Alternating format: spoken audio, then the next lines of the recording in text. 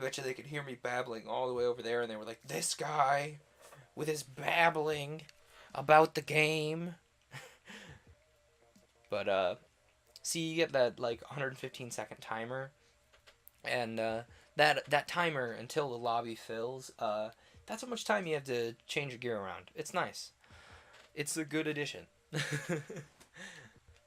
uh, I got a message when I opened the game that the servers are going to close at 7:50, so I would assume that's the uh, when the Octo expansion is going to drop. Oh, whose emote's that? Cup Footy. That's a cute emote. Is that like a Twitch Prime emote? Do I have that? That's a cute emote regardless. I thought there was two brushes on my team for a second, and I was gonna be like, too many brushes. Hello? Nah, it's just a Tri-Slosher. I actually ran Tri-Slosher as my secondary in the first game because I ran a roller. I was a hardcore roller main. Did nothing but Krak-on roller basically my whole time with the first game. There is clearly... That was a terrible play on my part. There's some new ones for the soccer champ. Okay. That's cool. This is what I do. I am not a fan of the Stingray, by the way. Like, functionally, it's a cool idea, but it's such an odd change from the Killer Whale, which is what it was based on from the first game. I prefer the Killer Whale, honestly. It makes it so you can mark a lane immovable for a good 10-20 seconds, depending on... Oh, I look away for 5 seconds, and there's a Brella in my face and a Slosher not much farther behind him. Also, those shoes right there, oh, yeah, the shoes that I ran into the poster for, those are real-life shoes, by the way. That's a real shoe that, like, got into the game via a Nike sponsorship, which is the weirdest thing. Shoutouts to this Charger, thinking he can hit me or something, thinking he's cool. He's probably going to get me while his teammate's distracting me. The dualie's here. Thank you, Slosher. That was a good save. Oh, dang it. I was mashing X because that used to be the jump. Lol, no way.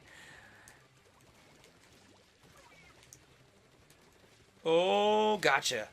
Good trade. GG. I don't know, but I was a hardcore roller main in the first game. I did nothing but Krak-on roller, and eventually, like, the roller fell a long way out of the meta while I was at school and couldn't play. So I was like, all right, I need a secondary for when, like, I'm not just having fun and I need something that'll actually play in the meta. So I very, very begrudgingly picked up the Tri-Slosher because the Slosher mechanically is really cool, and I cannot believe I splatted that Brella. That guy should have shot me about 6 times.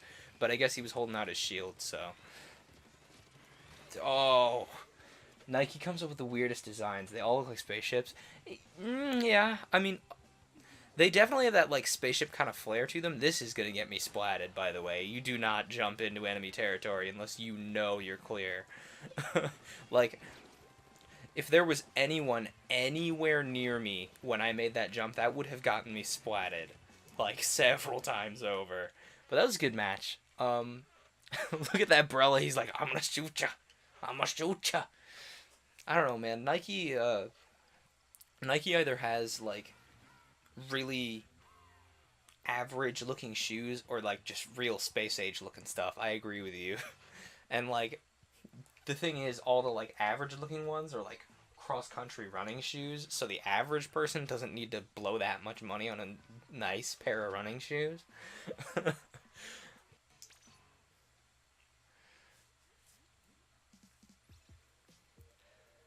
Oh, I should have chose...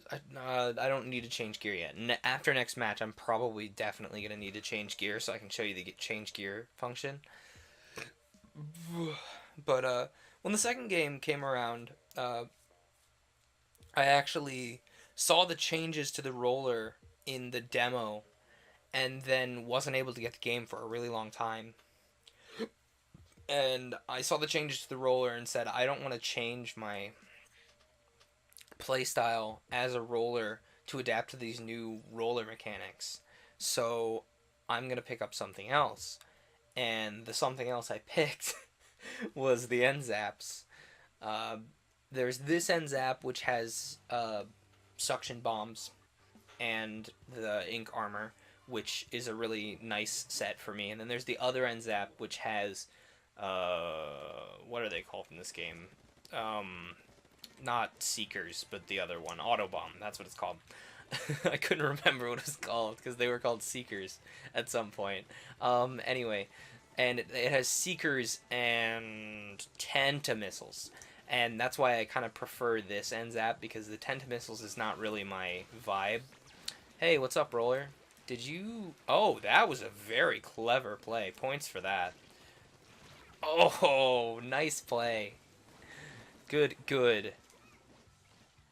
That was a good play. And good gear, too. Dang. Uh, I don't know. There's a lot of, like, little quality of life changes to this game that made me really happy when I heard about them being in the game. One of the biggest ones being the changes to... Wow, that guy came down on me like a 30-pound hammer. I should have noticed he was still there. Yeah, I know, that way. I'm getting there, don't you worry. There we go, zoning. That's what those grenades are for, right? Nice! Good play. That trade and my splat should keep them out for a little while at least. We'll get this charger to keep backing up. Back this charger out for a little while. Good. Good splat. Oh, I forgot the splat roller has the curling bombs. That's cool. You must have some... Does he have some sub power up to get the curling bomb to him that fast? I don't know. We'll see. We'll definitely see his gear set again. I mean, the guy splatted me like 6 times already. Take notes. The roller was down here 5 seconds ago. This is why. This is why he came down here.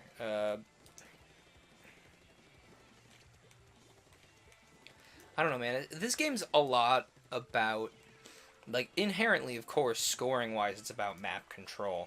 But as far as, like, it's about sections of the map, not just, you know, the map turf as a whole. That was a good trade. Don't you guys think?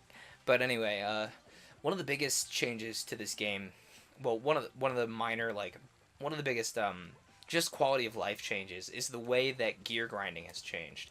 It used to be you would get a set of gear that had 3 slots on it, or you would put 3 slots on it via sea snails, and then you would just have to use sea snails to re-roll until you would get pures, or at least a set of sub-abilities that would work nicely. And sometimes, like, it was incredibly difficult, if not impossible, because of the brands system in this game, which is, like, annoying, because, like, what if you find a really cute piece of gear you want to have in your set, but it doesn't have the right sub-abilities? Wow, we got melted.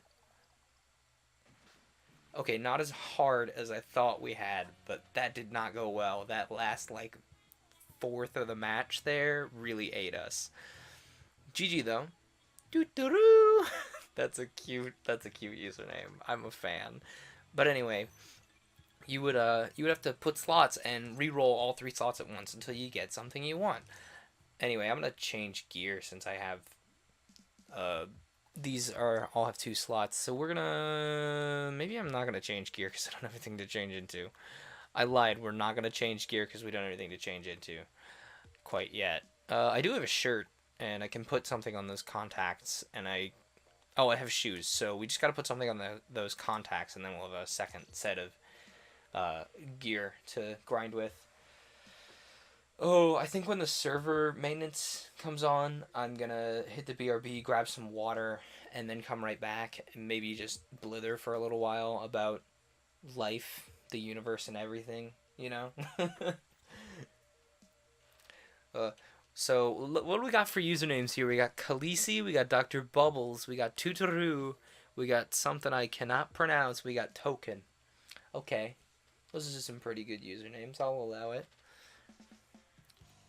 I don't know. I'm just very fond of this game in general, and like, if we fill this set of gear before 750, I'll actually be able to show you what I mean by the changes to the gear grinding system. But the long and short of it is that you get gear. You can scrub your gear to get gear chunks, which you can then use to apply abilities to things, and I'll be able to nice assist. Thank you. Uh, Plus, this person has good taste. See, that's what the grenades are for. They're for zoning. Wow, all those Tenta missiles came down in a group. We got somebody else hopping on Splatoon that I've added before. Wow, I'm out of ink. Except I have ink armor, you dingus. Anytime I run out of ink, I have to remind myself to look at the... It's a rule now, for this stream especially. Need to look up at the special gauge if I run out of ink. Everybody remind me. I don't know. That's another thing, is map awareness is a huge weakness in my game. I don't open the map often enough, and I really should. The issue is I like to leave the map open and really take things in. How did that not splat me? I think that person thought that splatted me and was like, okay, I'm just going to keep going. We got somebody in the hamster ball. He's chasing down some people. But I don't know. I don't keep a close enough eye on the map often enough, and that's a major weakness in my gameplay, and it really shows sometimes. We got a curling bomb launcher out there, I think. That's what that looks like. I don't know, and I really like lean on the ability of my teammates to play well, I think. Oh, nice trade.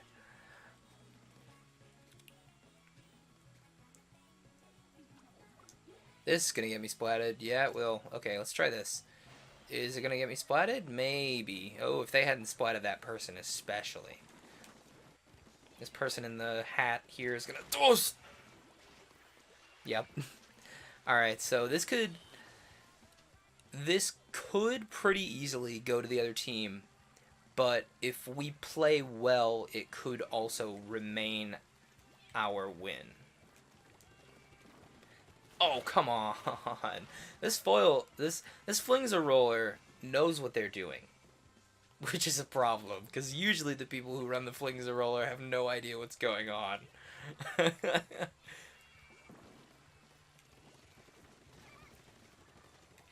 Can you not charge her over there? How did I... Did you just watch me miss that guy for a solid minute? Also, that person is wearing almost entirely, if not entirely, Grizzco gear. So they must play a lot of Salmon Run. Which is fair, I play a lot of Salmon Run. Oh, that was the worst time for a trade. Yeah, that's their map. GG though. GG though. Yeah. Whew. Did we lose a guy, or were we just playing poorly is the real question. We'll find out here in a second. Looks like we were just playing poorly. Unfortunate. I don't know, I'm seeing a lot of people with the Octo gear right now, which doesn't shock me. The Octo expansion comes out tonight, so a lot of people are buying it. So it's a good time. They gave you a pre-order bonus of the Octoling headphones and Octoling shirt. I have them in my gear set. I don't use them a lot, but they're in my, gear. I've had them since sometime during college. I somehow managed to find $20 during college, which is a minor miracle, honestly. Like, how in the world did I do that? But I'm a fan of the stages they have in the rotation right now. We got Port Mackerel and Anna Rowana Mall, which are both... Sorry to burst your bubble, but server maintenance. What do you think about the Nintendo Switch? I am a lover of the Nintendo Switch. It is a wonderful idea for a console. Wow!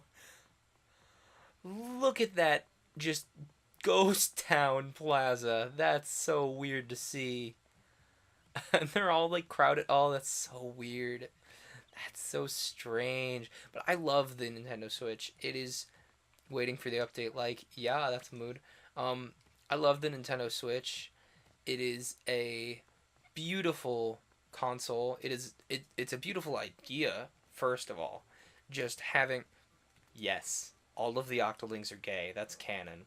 Or lesbian, I guess, since female Octolings. Anyway, the Switch is a wonderful, beautiful idea and concept. At a minimum, uh, like being able to just pick up your console that is normally a home console and go somewhere is a beautiful thing.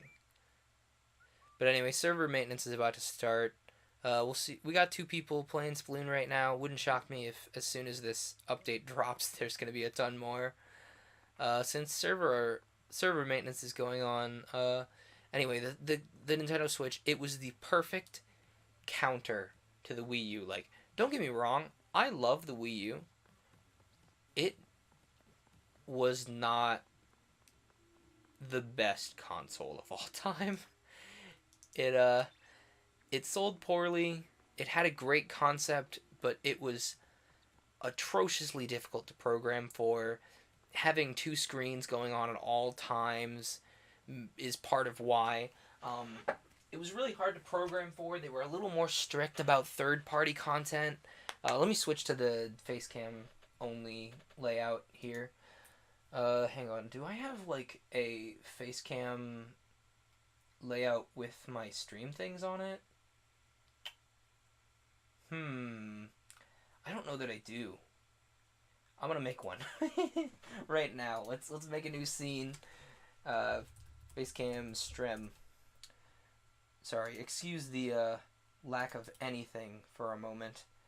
We're gonna add a video capture existing face cam. Now you can see my lovely shining face. We're gonna have it fill screen probably. Hi. Transform fit to screen. There we go.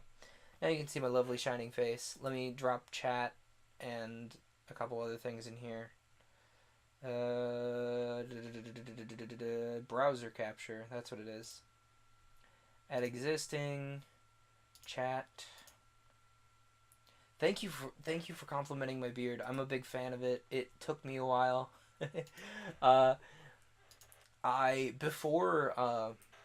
Before I started my job, it was actually quite a bit longer than this, but I had to unfortunately give it a chorp. Where's the cup? The cup. Ooh, that's my face cam. That doesn't need to move there. I need to move the cup. The cup can go over here in the corner. The chat can stay where it is. But anyway, what was I saying? The Switch. The Wii U, I love it. There's a reason it didn't sell well. It had a majority of the good games for it were first party or second party, which is unfortunate, Like, it was just so hard to program for that third parties didn't want to hop on the bandwagon, and it didn't sell well. Like, originally, I would have chalked up the Wii U's poor sales to the fact that it's called the Wii U.